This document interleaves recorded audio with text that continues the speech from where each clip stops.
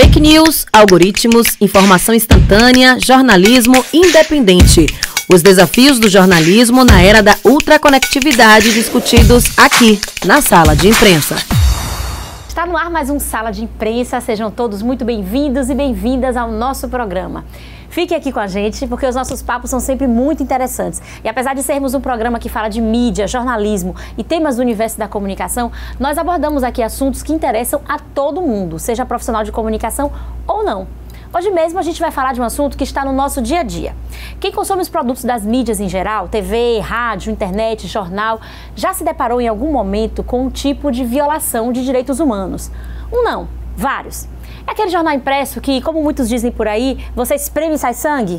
Isso aí. É aquele programa de auditório que ridiculariza pessoas com deficiência, aquele noticiário que mostra todo dia um corpo numa cena de crime. Enfim, são muitos exemplos que a gente vê tanto que acaba até naturalizando e não se dando conta de que são sim violações dos direitos humanos e, portanto, crimes. Para falar sobre isso, eu convidei o professor Dr. Geovandro Marcos Ferreira, da Faculdade de Comunicação da UFBA. Ele é professor do programa de pós-graduação em Comunicação e Cultura Contemporâneas e coordena o Centro de Estudo em Comunicação, Democracia e Cidadania, o CCDC. Dentro desse centro de estudo, ele mantém um observatório de mídia e direitos humanos na Bahia. E aí esse observatório monitora esses casos de violação.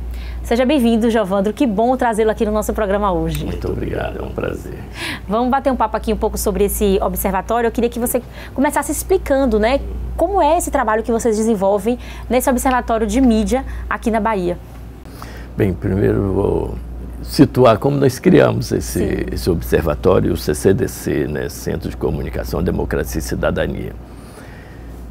Muitas vezes os alunos chegam para mim, professor, a gente podia fazer alguma coisa com a sociedade e tal, e eu sempre embarquei de uma certa maneira na onda dos alunos. E nós criamos uma agência experimental para assessorar, ajudar os movimentos sociais, né, no tocante à comunicação, né? E também criamos esse observatório, esse centro de CCDC, de Comunicação, Democracia e Cidadania, falando, olha, a comunicação deve ser um serviço público, né? Em alguns países, por exemplo, europeus, eram todos ligados ao Estado, depois que foram privatizados, né? Aqui não, já começou privado, né? Mas você tem que ter a concessão, porque é um serviço público. Sim. Mas a gente vê tanto situação, né, controversa, né, que a gente fala, como poderemos ajudar a melhorar, a monitorar essas emissões? E foi a partir daí que nós começamos, não somente sozinhos, mas com ONG, a CIPO, né, que é uma organização de comunicação, mídia étnica, né, que é uma outra ONG, né, ligado também à comunicação, e começamos a monitorar. No início tivemos o apoio da Fundação Ford também, e foi um trabalho muito gratificante, né, porque a gente fazia cada ano não só o monitoramento, mas pegava os nossos relatórios, sentava com o Ministério Público, Defensoria Pública, e falava, olha, o que nós podemos ajudar para que saia dessa situação, uma situação que expõe pessoas, como você colocou na abertura, Isabela, né? Expõe crianças, né? Expõe pessoas mortas, né? Em vez de ajudar, prejudica, né? A gente pode olhar muito para a mídia e falar para onde está indo a nossa cultura. É esse tipo de convivência que a gente quer. Então foi a partir daí que nós criamos esse CCDC. Sim. E vocês então mantêm esse ritmo de fazer um relatório anual e levar para o Ministério Público? Isso. Aí logo no começo nós começamos, no início nós começamos a analisar a televisão, porque a gente viu na hora do almoço aquele exposição, isso me fez lembrar quando teve a Copa do Mundo, né? Sim, sim. Entrevistaram alguns estrangeiros, se gostaria de morar aqui ou não. Um falou uma coisa que eu não esqueci, por isso que eu vou falar até aqui. Falou, eu não quero criar meus filhos vendo esse tipo de televisão. Meu Deus. Então, aquilo eu falei, olha só o que ele observou, né? Emissões, essas, né, que degrada a condição humana, né? Então, a partir dali, nós falamos, nós podemos fazer alguma coisa, vamos atrás. Depois, também cobrimos os jornais, né? Porque o jornal, Isabela, tem um negócio muito interessante. A gente vai lendo automaticamente, mas muitas vezes, você pegando a distância e analisando as matérias, você fala, oba, isso aqui tem que mudar. Só vou lembrar um fato, um episódio, uma vez lendo uma matéria de estupro, né, estavam 2 namorados, 2 adolescentes, aí chegaram, estupraram a menina, e a matéria era falando do sofrimento do rapaz ver aquela situação, e não a situação da mulher. Gente. Então, isso aí é outro aspecto, né? Você entender na construção discursiva, que nós chamamos, né, para quem está sendo direcionada, para quem está sendo sensibilizada, porque muitas vezes nós construímos uma matéria que nós despertamos uma sensibilidade acerca de alguns aspectos, de outros não. Isso aí ficou muito característico, essa situação, que era um homem escrevendo para um outro homem, olha, né, e não conseguia absorver o sofrimento da mulher, né? Então, isso aí é algo que é muito corriqueiro, mas quando a gente vai lendo no piloto automático, a gente não percebe isso. É igual a cobertura de um jovem quando ele é morto ou tem algum tipo de sofrimento de classe média, e um da periferia. O da periferia é mais um dado, né? Sim. E aqui, só outro exemplo, que na época nós pegamos o Fujão. Era um jovem que parece que roubou alguma coisa no mercado, aí o pessoal saiu correndo atrás, teve quase um lixamento, e era o Fujão, sem camisa, parecia um animal acuado, né? E toda aquela descrição sem nenhum elo de empatia com a gente. E, ao mesmo tempo, teve uma acusação de um estudante de medicina que praticava pedofilia. Aí falava, ó, a mãe é enfermeira, o pai médico, ele estudou em tal colégio. Isso tudo cria um elo. Esse é um dos nossos, compreende? Sim. E você cria uma sensibilidade. Humaniza mais. Exatamente. Né? O outro, estou pegando 2 casos, que isso aqui é muito mais grave do que o outro que roubou uma fruta para mostrar que muitas vezes o outro vem desprovido de qualquer empatia que você cria. E é esse tipo de construção que a gente fala, não pode. Você não constrói uma nação, você não constrói solidariedade fazendo 2 pesos e 2 medidas. Para quando tem alguém da classe média, você se sensibiliza, e o outro é mais um número, né, de alguém que padeceu. O senhor falando aí, eu me lembrei, quando eu estudei Relações Públicas, que antes de fazer jornalismo eu fiz Relações Públicas, a gente tinha uma matéria chamada Comunicação Comunitária, que era justamente para dar esse olhar para a gente, de não reproduzir estereótipos, estigmas, não reproduzir preconceitos, porque no caso o RP ele produz releases para a imprensa, né? Então, assim, para a gente não reproduzir esses olhares já viciados, né, cheios de preconceito, no material que a gente fosse produzir institucionalmente, entendeu? Para mandar para a imprensa. E dentro do curso de jornalismo, quando eu fiz, eu não tive nenhuma matéria semelhante. Hoje tem? Como é que está isso? Tem. Você tem a ACCS, é tipo uma ação comunitária e social, que são matérias optativas. Aí depende muito do que o professor vai propor. Em geral, propõe alguma coisa ligada à atividade de extensão ou de pesquisa. O CCDC, por exemplo, né, quando nós criamos, porque eu dou aula de uma matéria mais teórica no doutorado, né, no programa de pós-graduação. E aí é uma análise semiótica do discurso da mídia. E aí eu falei, poxa, isso aqui é interessante, o aspecto teórico, mas a universidade ela funciona a partir de um tripé: ensino, pesquisa e extensão. Eu nem gosto da palavra extensão, né, porque dá a impressão que a gente tem um saber científico, a gente vai estender ao outro. Mas você tem muitos saberes na sociedade, né? Eu me lembro quando José Saramago ganhou o Prêmio Nobel de Literatura, ele abriu o discurso dele falando: a pessoa mais inteligente que eu conheci na vida era um analfabeto, e ele começa a falar do avô dele, né? Então tinha um saber, como hoje nós estamos vendo a importância que tem os saberes dos ancestrais, a ancestralidade africanas, indígenas, e como isso aí é importante. Talvez a palavra poderia ser cooperação, né, e não extensão, né?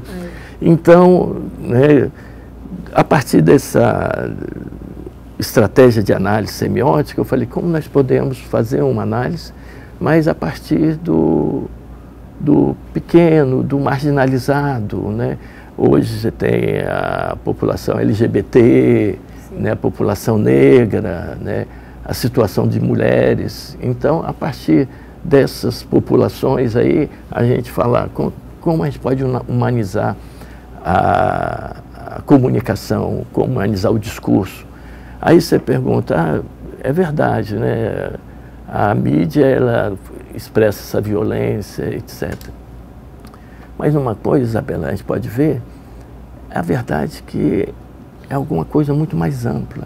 Não tem mais nada que marginaliza, que é o próprio funcionamento da cidade, né? Sim. Então, na cidade, se a gente for ver a arquitetura, por exemplo, né? Você me veio lembrar, porque ontem eu dei uma aula sobre isso, do doutorado, então, por isso que vem calhando, né?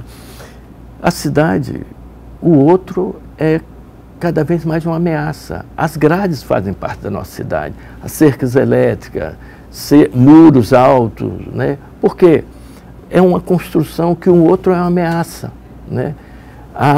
O medo está muito centrado, né, no desenvolvimento das atividades humanas, da construção da cidade e da construção mediática também, né?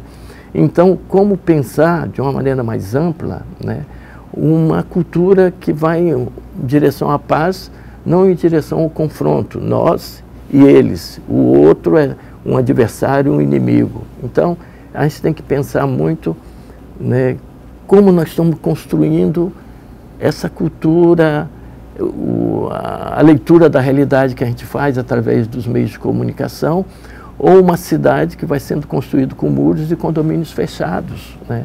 É muito mais amplo essa questão. Essa questão, né, cultural, né? Exato. O medo, você gera o isolamento. Nunca tivemos tão conectados e nunca tivemos tão sozinhos, né? É um pouco isso que nós estamos vivendo. Uma aberração que a gente vai ter que repensar caso queiramos ter um sentido de nação, né? Senão a gente vai perdendo isso aí. Eu quero voltar nessa questão do medo, mas antes da gente pegar isso agora, eu queria só que o senhor falasse assim, quais são as violações mais comuns que vocês têm observado no observatório. Porque a gente tem aí violação de direitos contra a criança e adolescente, a gente tem a questão da LGBTfobia, a violação dos direitos da mulher, racismo, né? Diversos tipos de violação. Quais são os mais comuns, os mais corriqueiros? Eu estou assistindo uma pesca aqui. Pode falar, pode usar. Porque nós fizemos ao longo dos anos esse acompanhamento e vou começar sobretudo falando desses programas da televisão e próprios jornais, né? Primeiro é a exposição de imagens de cadáveres, né?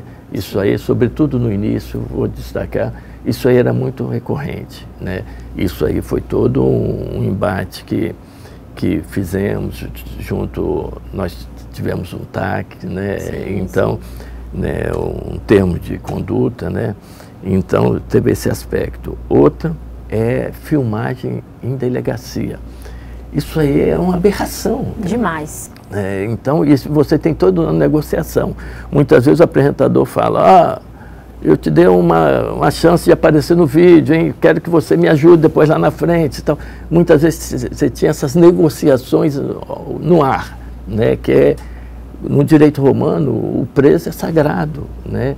E nós tivemos tipo aberração, chegar a emissora lá e falando, hoje não teve nada. Mas tem um jovem lá no fundo que foi acusado de estupro. E não foi, por exemplo, né? Eu me lembro do Paulo Sérgio, né?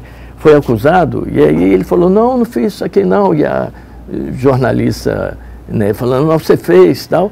O caso Mirella Cunha. Foi. Sim, eu ia até citar esse caso. Isso sim. Aí, e acusado de estupro é pena de morte dentro de uma prisão, muitas vezes. Sim. Aí fizemos toda uma mobilização, porque falando, olha, você não pode, a mídia não pode julgar, e outra que é outro aspecto, que é o julgamento antecipado, né? Você botar a culpa, sobretudo bota a culpa no pobre, no jovem negro, entende? Sim. Então, isso aí é um outro aspecto que detectamos. Mais a exploração e exposição da família, né? E muitas vezes levando a família numa pergunta muito controversa. Ele mexer com droga? Se mexer com droga, vale tudo, pode fazer qualquer coisa com ele. Isso é horrível, né? Porque o outro que mexe com droga, né, na classe média, esse aí é um dependente. Dependente, exatamente. O outro é traficante. Por isso tem toda essa controvérsia hoje no Supremo Tribunal, né, acerca de droga, porque você cai nisso aí. Então, se a família admite, então é tipo assim, ó, daqui para frente pode fazer qualquer coisa com ele. Então isso aí foi um outro aspecto. Coloca a família numa situação, não se ajusta, né? Exatamente. Não poder falar a verdade, ter que mentir, porque se for o caso. As respostas são condicionadas pelas perguntas. Eu posso trazer você para cá e você não conseguir mostrar o outro universo da sua convivência, da dificuldade muitas vezes que a família tem com alguém que é dependente de droga, né? Então ela é sacrificada mais uma vez pela mídia, né? Além da justiça. Tem outros aspectos, Isabela, né? Outra é a exibição sem autorização, né? Muitas vezes você exibe, né, pessoas, né, sem, ou então, em alguns casos, sobretudo de violência contra crianças, você não pode identificar a criança, mas você identifica o bairro, a família dela, você está identificando. Então, isso aí é um outro erro. E o mais cruel, esse serviço público, que deveria ser, ele incentiva a violência, né? Então, fazer justiça pelas próprias mãos, etc., né? Que acaba estruturalmente incentivando milícias, né? É um pouco esse aspecto. Então, foram esses pontos que nós detectamos, né, através dos estudos, que sentamos com o Ministério Público, Defensoria Pública, fizemos seminários e e acompanhávamos depois as ações desses órgãos públicos, né? Agora é interessante isso que o senhor traz, essas exposições geralmente estão dentro desses programas que se chamam policialescos, né? Programas que passam aí no horário de meio-dia, mostrando a criminalidade, falando, a gente mostra aqui a realidade, aqui não tem maquiagem e tal. E eu, por exemplo, observo muito assim, esse discurso de fazer justiça com as próprias mãos, ele tem uma popularidade muito grande, né, entre as pessoas, especialmente as que são menos escolarizadas e tal, e que acaba reverberando com esses meios de comunicação ali, batendo aquilo todo dia. E não é à toa que a gente foi parar onde a gente foi parar, né, elegendo um presidente que tinha esse discurso, né, de bandido bom é bandido morto, e aí... Desde que não seja bandido amigo, aí não vai... E nem o filho, e nem o bandido filho.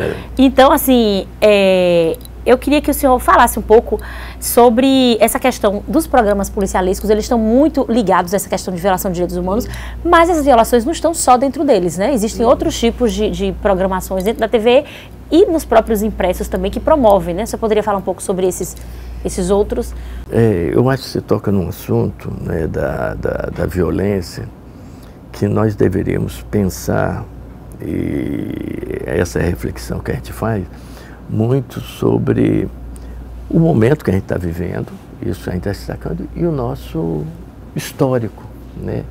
Nós tivemos, né, na história do Brasil, muita violência. Estou lembrando aqui que foi no nosso estado aqui da Bahia, que foi Canudos.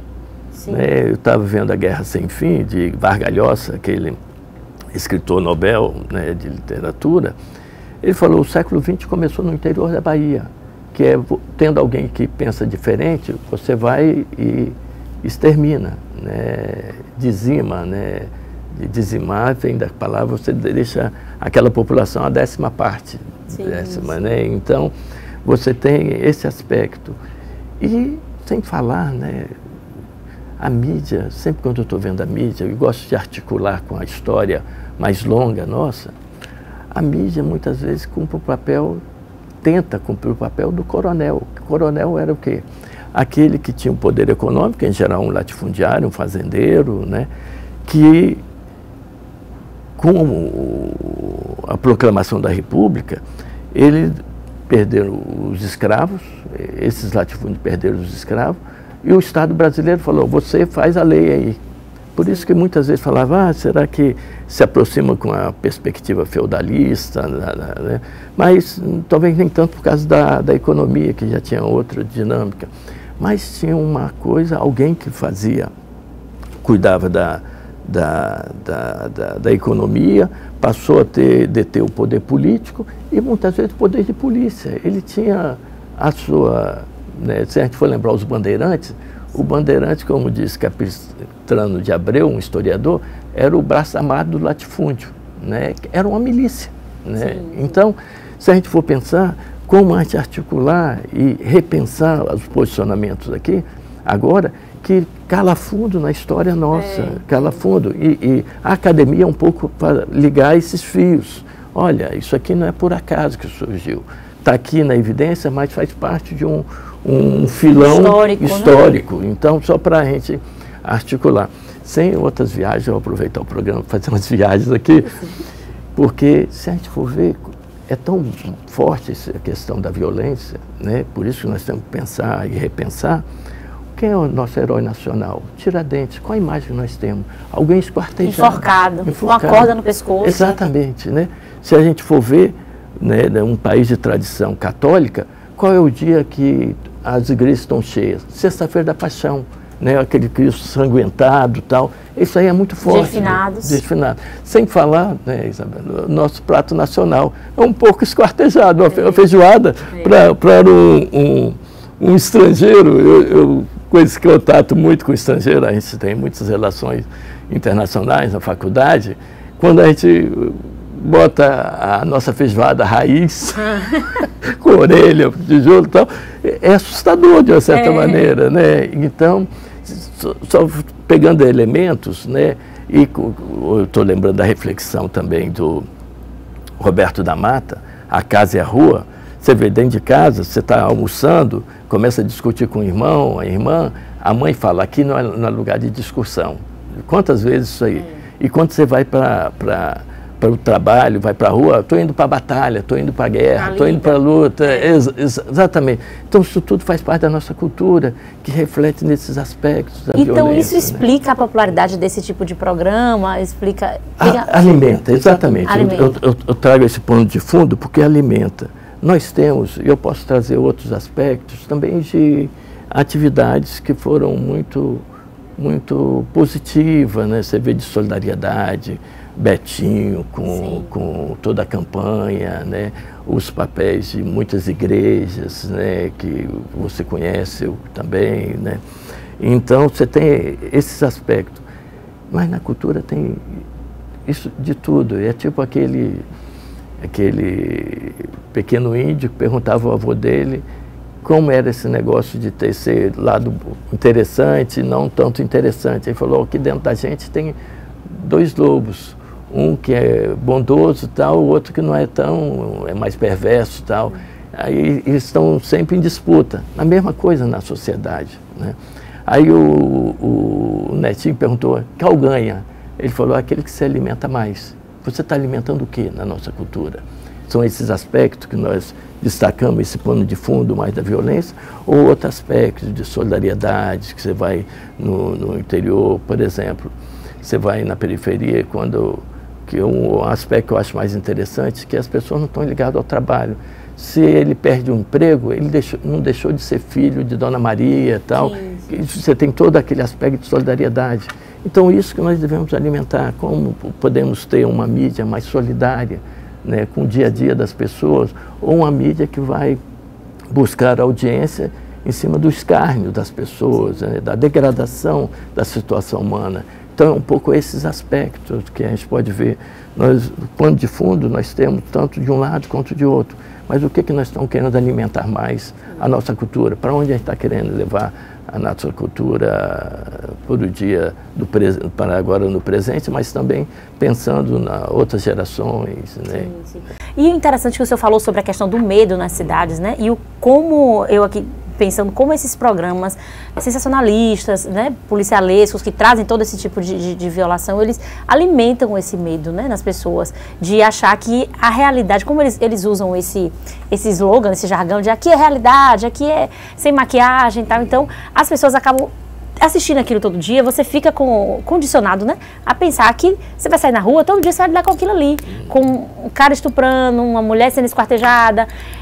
E eu peguei uma disciplina na faculdade que eu lembro que a professora falava, o que desmente esse imaginário de violência que a gente tem é a nossa prática. Todo dia vocês não saem de casa e vêm para cá para a faculdade, todo dia vocês são assaltados, todo dia as meninas são estupradas, todo dia... Não é assim, eles meio que ampliam. E muitas vezes, eu me lembro quando teve o TAC, aí um dos apresentadores da TV falou, o dia que você for estuprado vai reclamar com esse professorzinho da UFBA. Eu me lembro. Você falou isso na televisão? Falou isso na televisão, só para ver que o medo, né, Isabela? O medo é uma das emoções que a gente tem, o sentimento que a gente tem, mas primeiro... Você se lembra, quando a gente é criança, a gente fala, se meu pai morrer, se minha mãe morrer, eu vou ficar sozinho no mundo. Isso passa na cabeça de toda criança e tal. Agora, como isso aí depois vai ser alimentado, né? E como isso aí está sendo alimentado pelas redes sociais hoje, né? Além da televisão, né? Fortemente. Porque a pessoa que vai ficando isolada, né? Ele vai se sentindo ao redor ameaçador. Né? Então ele vai botar grades, que a gente estava falando no início, muros na sua casa, o outro vai ser sempre uma ameaça.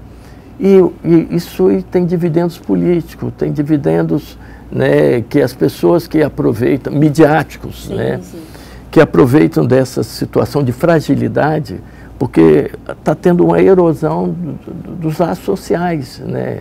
Nós tem um escritor que é McLuhan, né, que dizia que a vida americana está ficando cada vez mais uma vida internacionalizada, né, internacional. Que o americano, ele falava que entra no carro, vai para a rua para ficar sozinho e entra na casa para estar com outros, mas pelos aparelhos, sim, midiáticos. Né? E é um pouco isso, né? Nós estamos com o outro a partir da mediação, né, dos meios de comunicação, porque nós tornamos mais raro esses contatos, né, presenciais, pessoais, sim, né? Sim. E isso aí nós estamos vivendo um momento de uma grande revolução. Eu vejo da nossa área, né, nós temos 3 grandes momentos. O momento que se criou a escrita, a revolução de Gutenberg, a imprensa, e agora com a internet. Né? Só para você pegar na prensa, ali nós perdemos a perspectiva, sobretudo na Europa, do feudalismo, dos grupos. Aí foi a história das nações, né? Uma instituição de 1.500 anos, na época, hoje 2.000 anos, que é a igreja, rachou ali. Foi ali na Revolução. Isso aí, só para ter uma ideia, 50 anos depois da invenção da prensa, né, se publicou muito mais nesses 50 anos do que toda a história da humanidade.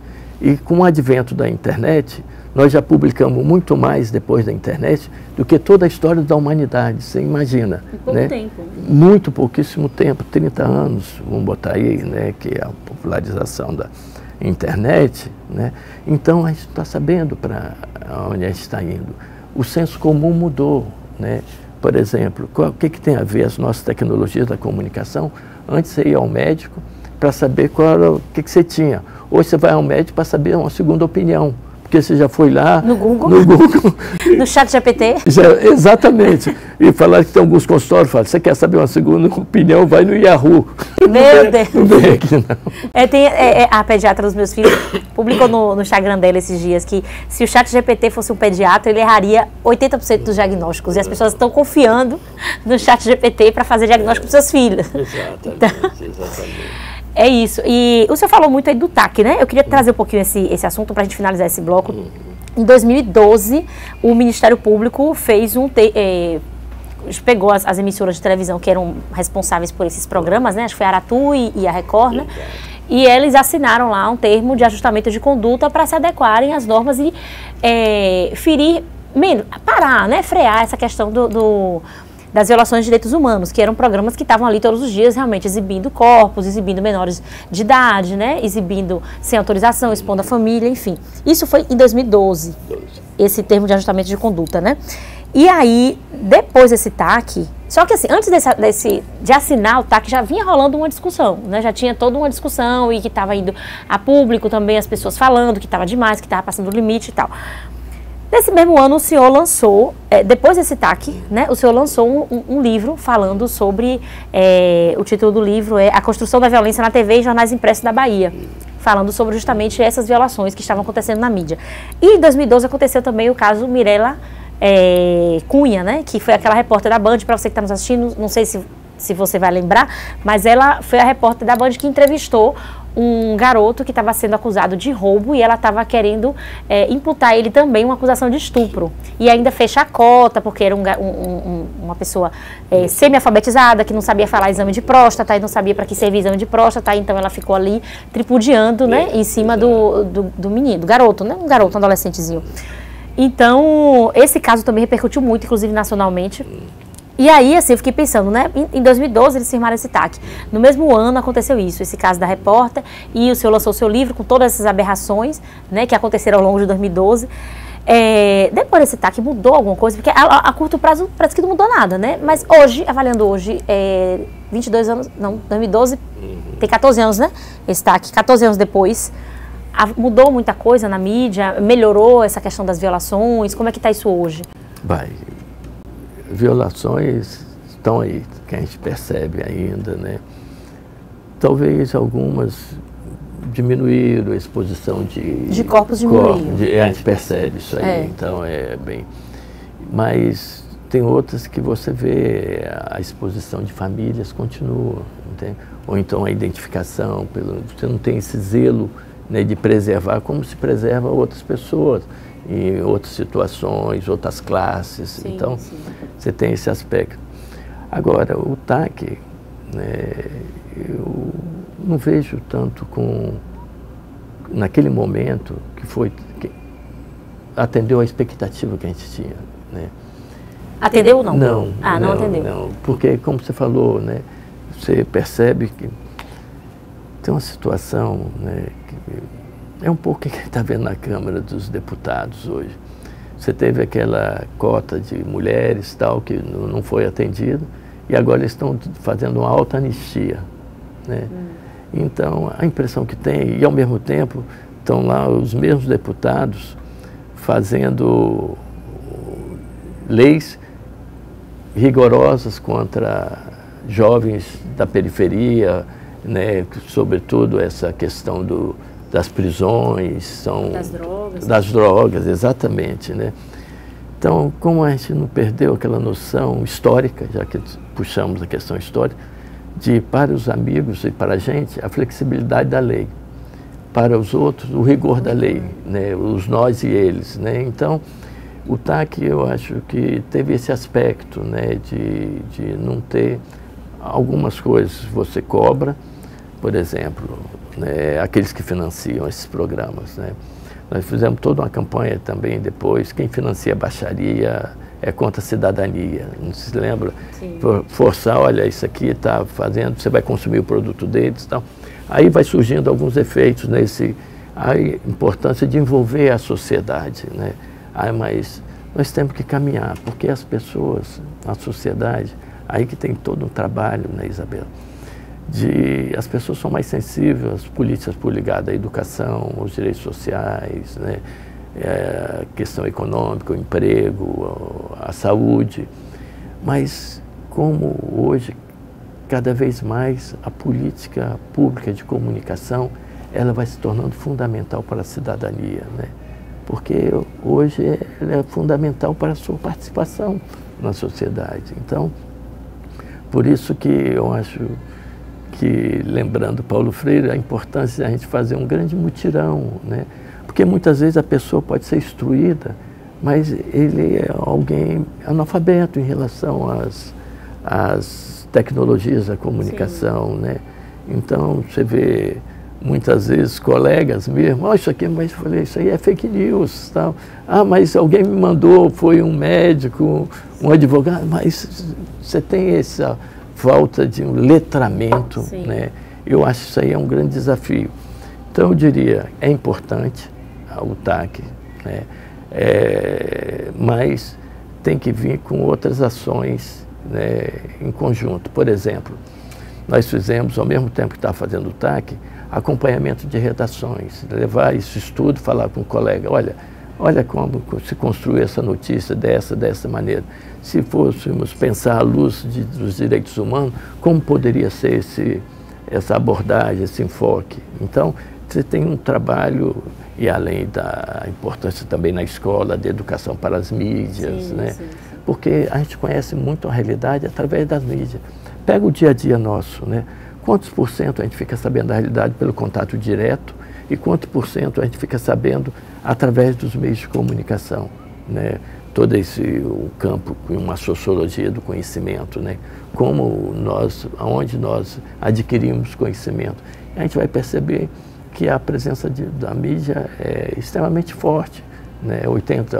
Em algumas pesquisas mais quantitativas chega a 80%, né? Esses aspectos, sim, tal. Sim. Então é importante o TAC, mas é importante essa mobilização em torno da sociedade civil, em torno das redações, dos profissionais, que aí você cria uma sinergia que vai nessa perspectiva de colimar, como diziam os antigos, os direitos humanos.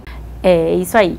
E você que está aí em casa, não saia daí, já já a gente vai continuar esse bate-papo, vamos ter que fazer um rápido intervalo, rapidinho, mas daqui a pouco a gente volta para falar mais sobre essas violações de direitos humanos com o professor Geovandro. Fique aqui com a gente.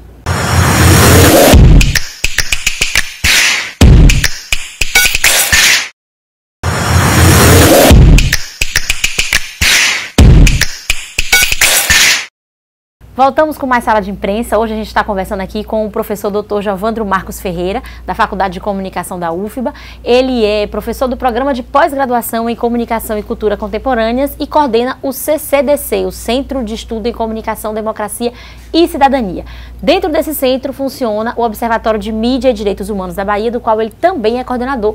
E a gente está batendo um papo hoje sobre mídia e direitos humanos. Muitas violações de direitos humanos acontecem cotidianamente em todas as mídias e a gente está falando aqui sobre isso hoje. Professor Geovandro, o senhor finalizou o primeiro bloco falando sobre a campanha que vocês fizeram de, né, quem financia a baixaria contra a cidadania, não é isso?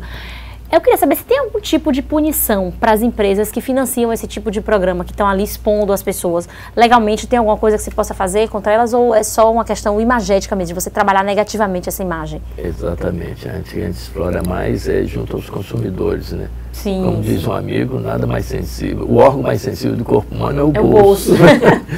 Então, como você fazer essas empresas sentirem no bolso, né? Porque elas prestam um desserviço financiando esse programa, né? Mas você não tem como, né, falar, ó, você vai financiar, custear esse programa, ou essa emissão, etc. O que você pode fazer junto com a população, uma sociedade, né, organizada, falando, olha, o que a gente pode fazer para essas empresas que têm financiado, igual hoje, né, financiamento de fake news, né? Sim. Então, espera-se que avance a nossa legislação, que possa, né, realmente punir. Até lá também é importante a gente tentar fazer leis que acompanham esse fenômeno que vem ocorrendo, como também é importante você alertar consumidores para não consumir produtos dessas empresas. Me parece que tem bastante anunciante, né? Ainda hoje, assim, porque toda hora eles interrompem para fazer um merchan aqui ali. Então... Exatamente. Continua, né? Porque a audiência ainda é alta, né? Então, eu vi um texto falando que muitas vezes eles não sabem o conteúdo, mas assim, localmente falando, todo mundo sabe do que se trata, determinados programas do meio-dia, né? Mas assim, muitas vezes eles não querem saber do conteúdo do programa, eles querem saber da audiência, né? Dos números que aquele programa traz, né? Tantas pessoas assistindo todo dia, isso reveste em tantos % de não sei o quê, enfim. E muitas vezes pega um tema macabro, você fala, aumentou a audiência, aí você dilata no tempo dessa fica ali explorando temática, aqui. Exatamente, né? É lamentável, né? Como se é uma ditadura da audiência nesse aspecto, né? Pior que a gente possa imaginar, infelizmente. Agora, eu me lembrei de um caso aqui. Recentemente a gente teve o escândalo do Pix, né? Envolvendo um jornalista daqui que foi acusado de ter desviado dinheiro que seria para doações para pessoas carentes, né? E aí esses programas, eles costumam explorar muito isso, assim, procurar casos de pessoas que estão necessitadas e que possam chamar atenção de alguma forma, né? Criança com uma doença grave, uma pessoa com obesidade mórbida, que isso aí eu já vi muito nesses programas de meio-dia, né? Obesidade mórbida, uma pessoa que está precisando fazer um tratamento que é extremamente custoso de uma doença rara e tal. E aí eles expõem também, exploram esse caso até não poder mais... Né? Exatamente. E pedem doações. Então, assim, muitas vezes, quem está assistindo tem a impressão de que não, eles estão fazendo uma boa ação, estão ajudando. Mas isso não seria também um caso de violação de direitos humanos, que está expondo aquela pessoa, expondo a família da pessoa? Seria enquadrado ou não? E aí eles tentam mascarar, nós vamos fazendo uma boa ação para ajudar. Esse é o aspecto, né? E que seriam situações, a maioria, que o Estado deveria se ocupar dessas pessoas. E aí a gente tem que ver, né, vou até puxar um assunto que foi outro estudo que eu acompanhei, né, como que muitas vezes você tira o papel do Estado para avançar no papel da mídia, né? Então a gente tem que tomar esse cuidado. Por exemplo, uma tese de doutorado que eu acompanhei, a gente fez análise do Jornal Nacional e Jornal da Record.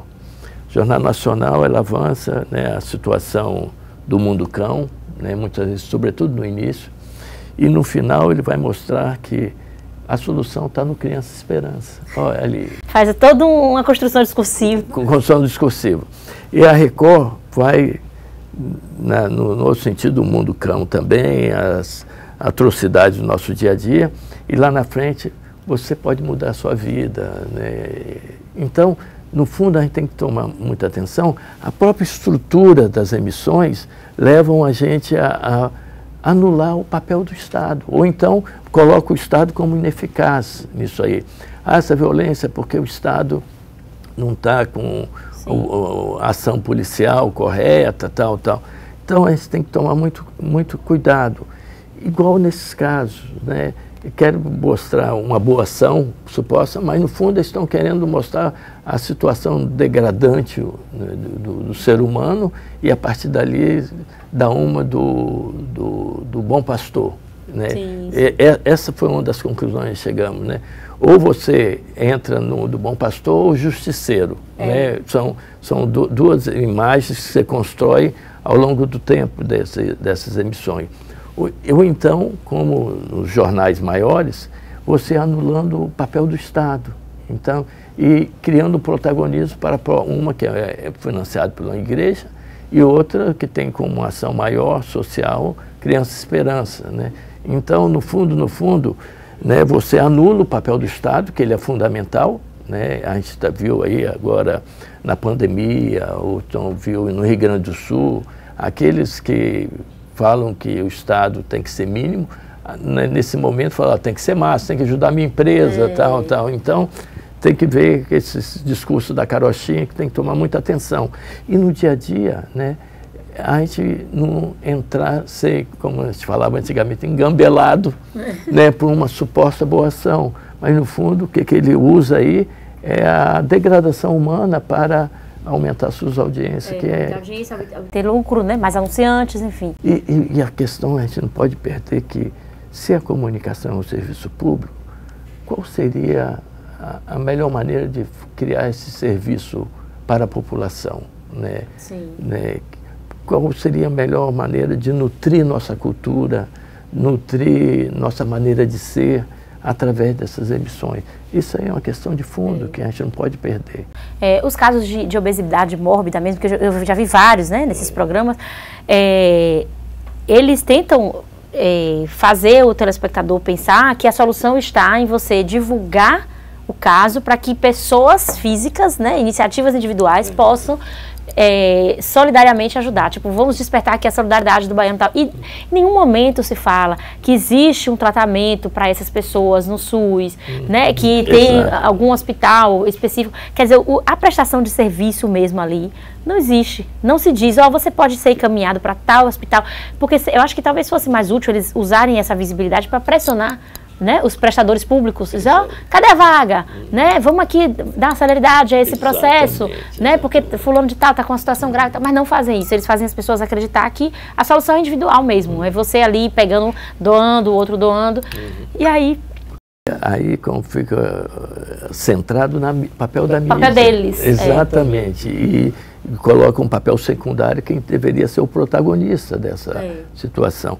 Sem falar, né, você pega a questão da obesidade, me faz lembrar muito a importância do papel da boa alimentação, porque nós temos situações de fome e de má alimentação também, né, que é muito, muito forte. Tem a antiga cabala que diz que a gente conhece uma pessoa por 3 aspectos, né? A relação que ela tem com a boca, com o que ela come, com o bolso e com a raiva. Né? Isso aí é muito forte, né? Isso aí, a cabala é bem antiga, né?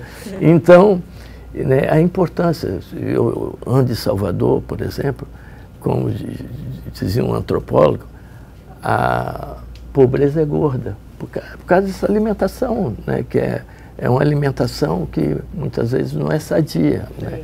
Então, que papel, quando você pegou uma mobilidade, vou pegar isso aí, de uma educação, né? Porque a questão não é só se alimentar, mas se alimentar bem, porque hoje a gente sabe que boa parte dos alimentos são deteriorados em relação à saúde. Então é isso que a gente faz. Né? Onde está o aspecto educativo, o serviço público da mídia, né? Sim. Por exemplo, o fundamental são as políticas públicas. Nós trabalhamos, Isabel, na periferia, né, com muito grupo jovem. O que eu tenho cada vez mais pensado, eu acho que tem 2 coisas que têm me fustigado muito. Uma é a criação de uma escola de letramento e cidadania digital. Né? Como nós vamos ajudar a população a ter uma relação mais saudável com as tecnologias.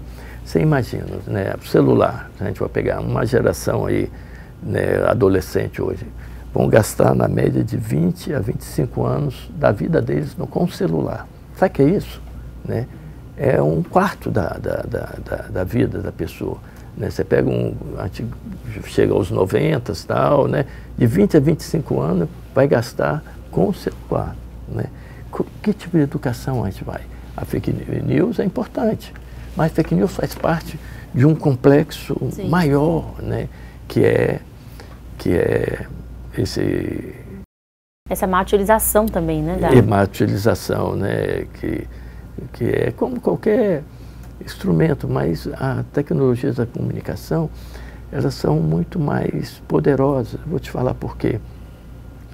Porque elas são como próteses, como diz um teórico, né? Ela aumenta a sua visão, aumenta os sentidos, né? Que é o McLuhan. McLuhan, é isso que eu ia dizer, é a extensão dos sentidos, né? Exatamente, mas você muda, né? Por exemplo, ele usava até o exemplo da luz elétrica. Ele falava que era um meio de comunicação sem mensagem, né? E ele falava, olha, as pessoas mudaram a vida delas com a luz elétrica sem perceber. Eu me lembro que quando era criança, eu passava férias na casa de um tio que não tinha luz na casa dele, no interior. Dava 6 horas, a gente jantava, tal, conversava um pouquinho e todo mundo ia dormir. Hoje a gente estuda à noite, tem turno contínuo, né? Então é um pouco isso. Estou pegando o exemplo de um meio de comunicação sem mensagem, como ele dizia, para mostrar como é o celular. É o mundo na sua mão, mas você na mão do mundo também. Então como educar, né, para algo que é tão poderoso? Tem um escritor italiano, Maurizio Ferraris, que ele diz que nós temos uma relação militarizada com o celular, porque você está sempre de prontidão para atender o celular. como aquele militar que está sempre prontidão. Muitas vezes você vai à noite num banheiro, você tem alguma mensagem aí, então está 24 horas, né? Antes era para grandes ideologias que dizia que eu sou um comunista 24 horas por dia, ou então um hitlerista lá, que né, tinha todo o modelo de estar sempre de prontidão. Como hoje a gente está de prontidão por essas celulares, essas tecnologias da comunicação. É mesmo. E isso vai mudar, isso já está mudando, os comportamentos já estão mudando. E eu fico observando, assim, tem coisas que são simples, né? Por exemplo, enterros, eu fico abismada quando eu vou para o enterro hoje, tem gente tirando foto do defunto, uma coisa que não se pensava, não se fazia isso. Pelo menos eu não tinha conhecimento de... Essa vida selfie, né? Que está transformando, você vê, vocês trabalham aqui no parlamento também, né? A maior bancada é a bancada selfie, todo mundo está falando, né? Que todo mundo quer pegar uma para entrar nas redes sociais e tal. Como isso tem mudado, né? E por isso que é importante estar sempre acompanhando a reflexão de direitos humanos, tem mudado vários aspectos da vida, né? Sobretudo, você pega no dia a dia, no parlamento, se muda a relação da autoridade, né? Sim. Por exemplo, hoje um influencer, a palavra do influencer muitas vezes vale mais do que um especialista que passou a vida dele toda estudando aquilo, né? Você bota... Então, nós estamos num momento de uma mudança profunda que a gente tem que tomar cuidado para não virar o Bacurau, aquele filme, né? que uns se consideram totalmente distante do outro e transforma o outro como se fosse um zoológico. Você vai lá. Sim. Então, por isso que eu alertei logo no começo aqui, o cuidado que a gente tem com como nós estamos construindo as nossas cidades, né? Como nós estamos construindo as nossas comunicações, né? Porque essas projeções que vai ser o amanhã da gente, né? Então, essa tem me preocupado muito, né? Essa maneira, Salvador, o que é Salvador do cartão postal e a Salvador invisível, né? Como estão sendo, uma vez eu me lembro, tinha alguém que foi, uma emissão que foi lá na plataforma, Fazenda Coutos, tal, alguém botou na placa: "Senhor prefeito, me trate como a orla". então me fez lembrar esses olhares diferenciados que a gente tem sobre a cidade e sobre as pessoas, isso que nós falamos até então aqui, né, como se trata um jovem da classe média, um jovem da periferia, as chacinas que ocorrem na periferia, né, as descrições. Porque, né, Isabela, as palavras não são inocentes. Eu me lembro, nós fizemos uma vez todo um barulho e um protesto para os jornais que pegavam e botavam na manchete: "Trombadinho invade um centro". Você chamava trombadinho, ou pivete, né? Sim. Mas ninguém chega em casa, né? Você tem filhos, eu tenho filhos. "Ô, meu pivetezinho, vem aqui no colinho do papai". Ninguém faz isso. Porque é uma palavra desprovida de afetividade, né? Então a gente tem que tomar muito cuidado, porque a gente usa para determinadas pessoas, seres humanos, criança no caso, né, uma palavra que a gente não usa para quem a gente tem afetividade. E aí vale tudo depois para fazer contra essas pessoas. Então as palavras, né, elas são carregadas de empatia, de antipatias, né? E aí a gente cria um mundo do nós e eles, né? Isso aí é dramático. Agora, a gente falou muito assim, sobre, né, para onde as coisas estão caminhando, né? Porque a tendência é a gente desenvolver um olhar negativo, né, para essa situação de violação de direitos humanos, de desumanização, principalmente por causa dessa cultura que a gente acabou de falar, né, que o senhor acabou de falar, de mídias digitais, de celular, redes sociais, enfim.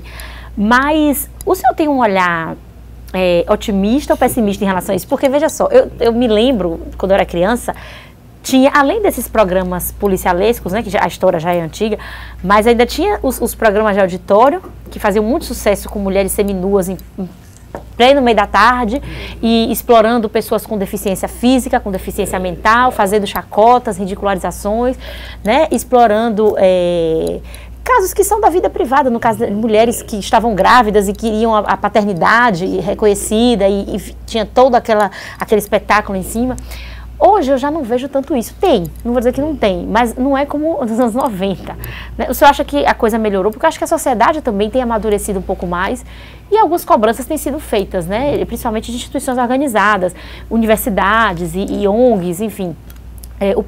A própria justiça, né, tem amadurecido o olhar para isso, também o Ministério Público. É a impressão que eu tenho. Qual é a sua visão sobre isso? Assim, as coisas tendem a piorar ou você tem uma visão mais otimista de que, né, as pessoas estão se conscientizando? Boa pergunta. Boa pergunta. Eu vejo que tem muitos desafios. Eu olho a realidade com desafios. Sim. Mas tem coisas que têm avançado, né? Por exemplo, vamos pegar. Eu acho que depois eu vou mostrar outro aspecto. Eu acho que tem se desenvolvido um aspecto na sociedade de olhar certa diferença e falar assim, o que eu posso aprender com essa diferença? Não todo mundo, né? Nem todo mundo, mas tem. Por exemplo, hoje nós estamos muito mais sensíveis, parte da sociedade, porque a sociedade tem, ao mesmo tempo que bota 1 milhão de fundamentalistas religiosos na TV? E na marcha de Jesus, na rua, você bota 2 milhões na parada LGBT. Sim. Você viu? Essa é dicotômico, né? É a nossa realidade, é verdade. Mas, por exemplo, eu tenho um lado que eu sou muito... Acho que as pessoas estão colocando uma perspectiva de aprendizado. Eu venho de vou colocar um percurso até próprio. Eu venho de uma região, de uma família muito marcada pelo catolicismo, por exemplo. E vim morar na Bahia.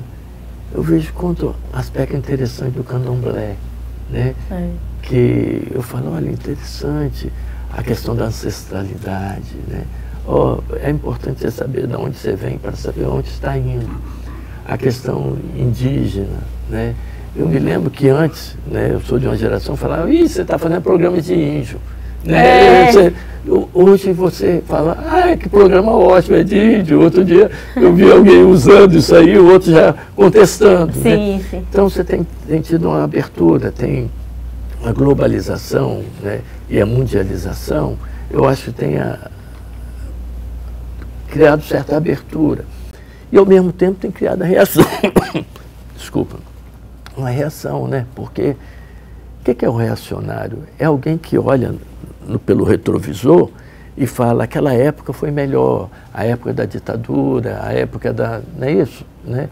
Então, porque, ao mesmo tempo, a abertura pode assustar também as pessoas, né? Não, a concepção que eu tenho de família é essa. Eu me lembro que na escola da minha filha, eu tenho uma filha adolescente, mas alguns anos atrás, você tinha o dia do pai e o dia da mãe. Nós fomos contra um grupo lá e mudamos, falando como deve ser difícil para uma criança que não conheceu o seu pai, todos os outros estão festejando e ela dentro daquele meio. Ou vice-versa, né? Um que só conheceu o pai e não conheceu a mãe, ou tem 2 pais ou 2 mães. Sim, né? Sim. Então, por que não vamos fazer o dia da família? Cada um leva a família que tem. Você foi criado pela sua avó, leva a sua avó que vai lá e tal. Então, isso acabou sensibilizando outros pais, né? Então, tem esse lado também do avanço, né? E o lado que fica assustado e quer usar o retrovisor como parâmetro. Eu acho que tem esses 2 lados. Qual vai vingar mais? É quem a gente vai alimentar mais. É isso aí que eu volto àquele ponto, né, da criança e do avô. Sim. Sobre os lobos. Agora, uma outra coisa também que eu acho que muitas vezes, eu não sei se o senhor concorda comigo, eu quero ver sua opinião, precisa também de uma postura dos próprios profissionais da comunicação para mudar isso, né? E eu acho que a universidade, ela tem um poder direto de mudar isso, essa questão, de trabalhar essa questão nos estudantes de comunicação, para dali para frente, quando ele sair da universidade, ele não aceitar, por exemplo, determinados tipos de atividades. Eu conheço pessoas que, né, foram chamadas para trabalhar nessas emissoras sensacionalistas, né, e foram com medo. Poxa, será que vamos botar para cobrir cadáver? Será que vamos botar? A gente fica meio refém. E aí passa por toda uma questão da precarização do jornalismo, de a gente estar se sujeitando também a muitas condições de trabalho que são degradantes, porque se a gente não aceitar aquilo, a gente vai ficar desempregado, porque o mercado está muito ruim. Todo um histórico, né? O senhor acha que a universidade tem realmente esse poder ou é uma ilusão minha, assim, de investir na formação porque se todos os profissionais se recusarem a fazer esse tipo de cobertura, eles não vão achar quem faça, eles vão ter que se dobrar, ou é muito utópico isso que eu estou pensando? Eu acho um pouco voluntarista. É um pouco o quê? Voluntarista, né? Eu acho que a gente tem que criar uma cultura com mais sensibilidade, né? Eu vou te falar que é importante, que no meu modo de ver, é como nós vamos criar uma articulação. Tem a universidade, mas tem a ABI, tem o sindicato, tem a empresa. Sim. Como a gente cria, eu sempre digo, a comunicação ela se torna mais forte se os vários atores estiverem mais articulados. Por exemplo, uma vez nós fazíamos, nessa época aí, visita às redações e mostrava esses estudos. Um jornal, talvez não sei se eu devo citar o nome ou não, falou, eu acho interessante esses aspectos que estão fazendo. Vocês teriam alguém para indicar para a nossa redação, que vai estar sempre com esse olho, com esse olhar, né? Com esse olhar, tal. Temos. Aí foi até o Luiz Lacerre, vou botar o nome do jornalista, foi para dentro dessa redação para estar mais atento a esse aspecto. Isso aí, quando você começa a conjugar, né, os atores que formam esse campo, que nós chamamos da comunicação, pode ser interessante. Por exemplo, eu falei que ia ter uma reunião daqui a pouco com a ABI. Estou com a perspectiva de propor essa escola de letramento a partir da FACOM. O que nós criamos? Eu vou falar que foi um avanço, mas depois eu falo que teve retrocesso. Uma vez, né, na eleição de Jacques Wagner e Paulo Souto, vocês se lembram? Lá atrás, sim. Eu propus, na época eu era diretor, junto com outros colegas, né, vamos analisar o programa de comunicação desses dois candidatos. A visão da esquerda e da direita, muito idêntica, uma visão instrumental. É publicidade, é peças para elogiar o governo, aquele aspecto. Sim. Nós fizemos uma carta de proposição da sociedade civil para o estado da Bahia, né? Logo depois, Jacques Wagner ganhou surpreendentemente no primeiro turno, não sei se lembram, né? Ele criou um grupo de trabalho do qual eu fiz parte. Aí nós falamos, é importante a gente criar um Conselho Estadual de Comunicação, né? Que foi o primeiro do Brasil, que foi criado aqui. Qual era a visão? Essa articulação, isso que nós estamos falando, essa é a perspectiva. Mas, infelizmente, né, eu acho que poderia ter avançado mais, né? Ficou muito atrelado ao governo, eu acho, né? Sim. Então, poderia ter repensado a comunicação pública do Estado da Bahia, o IDEB e tal, né? O serviço, que tipo de discussão poderia mobilizar toda essa comunicação, como também que apoio poderia dar a rádios públicas, né, comunitárias no interior da Bahia. Só para ter uma ideia, Santa Lúcia, não sei se você já esteve lá, tem uma rádio belíssima, faz um excelente trabalho. Mas você tem todas as dificuldades de uma rádio pequena. Está numa região de mineração, onde tem a prostituição infantil, está lá combatendo e tal. Como a gente poderia ajudar uma rádio dessa? Até hoje fica meio solto, entende? Né, que a gente poderia, através de um conselho, ter pensado de uma maneira mais capilar, né, TV e rádios públicos do interior. Mas eu ainda acredito nisso. Gastei muita gasolina nesse conselho estadual, indo lá para o CAB. Né, mas eu acredito em ações desse tipo, né? Vamos criar uma escola de letramento digital, com talvez, sei lá, a Câmara dos Vereadores, tal, falando, ó, como preparar essa juventude. Todo jovem tem o seu celular. Como a gente vai educá-los para ter uma visão crítica na frente da tela e como atrás da tela também, né, através de programas tal, que podemos mobilizar um bairro para políticas públicas, criação de creche e tal. Então eu acho que nós temos espaço e aí eu me torno otimista no momento que eu falo, olha, não é a educação que transforma o mundo, a educação transforma o homem e a mulher o homem e a mulher transformam o mundo, é isso aí. Eu acho que a comunicação tem um papel cada vez mais importante nessa transformação. É isso aí. Oh, que pena que nosso tempo acabou, professor Giovandro. Eu amo esse assunto, gostei muito de conversar com o senhor sobre isso, porque eu acho que é uma coisa que afeta muito o nosso dia a dia, afeta muito a forma como a gente enxerga, né, a nossa cidade, como o senhor falou, o mundo, e não precisa necessariamente ser dessa forma tão violenta, né, com a nossa população, com as nossas crianças, que são os principais afetados também, né. E que bom que a gente tem um observatório de mídia aí atuante na FACON, que está aí trazendo suas colaborações para a nossa sociedade. A última colaboração foi o estudo que nós fizemos sobre a morte de mãe Bernadette, né, que tem que ser repensado a cobertura. Nós estamos trabalhando muito em cima de acontecimentos, né, como se constrói o acontecimento, né, e que tipo de leitura você oferece de interpretação aos leitores, telespectadores e tal. E foi um estudo muito interessante nesse aspecto, né? Que como a imprensa tem que se capacitar mais para cobrir, né, determinadas ocorrências como essa, que são complexas, né?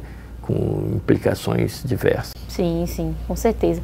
Obrigada, professor Giovandro, pela sua participação aqui. Queremos recebê-lo mais vezes, né? Prazer. E eu tenho certeza que esse programa vai conseguir ajudar muita gente aí a desenvolver um pouco mais de olhar crítico para o que a gente consome, né? Tanto na TV, como no jornal impresso, no rádio, na internet, enfim. Eu agradecer o convite e colocar à disposição. Pronto, muito obrigada.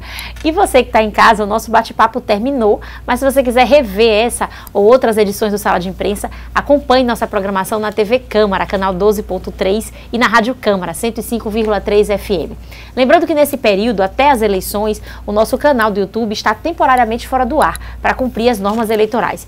Mas após esse período, você vai poder acessar o canal @TV e Rádio Câmara Salvador e ver todas as edições do Sala de Imprensa. Um abraço e até o próximo programa.